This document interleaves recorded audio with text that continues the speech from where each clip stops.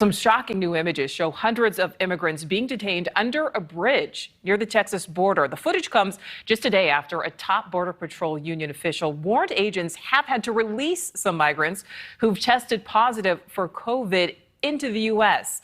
Meanwhile, new reporting tonight says that the number of unaccompanied children detained at the border likely hit an all-time high in July. Looking at this picture under that bridge, NewsNation correspondent Janelle Fort live for us tonight in Dallas. And Janelle, several lawmakers have been highly critical of the Biden administration's border response. Yeah, Nicole, it's contentious. These lawmakers say that the current administration is mishandling the growing crisis at the border. They say that they want more done. They say they feel like they're putting immigration policy on the back burner, and that is not okay. They want Vice President Kamala Harris removed from her role overseeing things and someone else put in charge.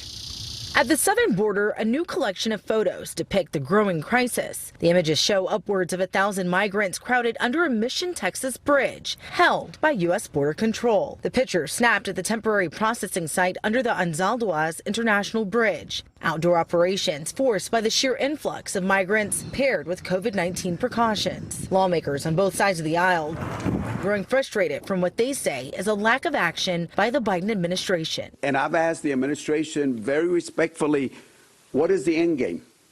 What is the end game on this? And I don't know if they know the answer. Congressman Henry Cuellar, a Democrat representing South Texas, says more than 3,000 people were apprehended yesterday in the Rio Grande Valley. Data shows illegal border crossings are at a 21-year high. Last month alone, nearly 200,000 people attempted the dangerous trek. Something has to change when it comes to border immigration. Republicans are calling the border crisis a catastrophe. Texas Senator Ted Cruz tweeting that it's a true disaster and a revolving door that migrants are taking advantage of. Colorado Rep. Ken Buck adding that it's outrageous. Some organizations like the Federation of Immigration Reform are pushing for a crackdown on policies. How can we ask our Border Patrol to go out and do this job if the government isn't supporting the whole process to make sure people aren't encouraged to try to run around the Border Patrol? But pro-immigration groups are working just as hard. Today, a group of them are restarting litigation to block Title 42, an order that lets U.S. officials send migrants back to Mexico without the chance to seek asylum or other protections. Now, Title 42 is a public health law. It was put into place last year as a COVID-19 precaution. And when asked, the White House said they are unsure when they will revoke it. Nicole? All right, Janelle Fort live for us tonight in Dallas.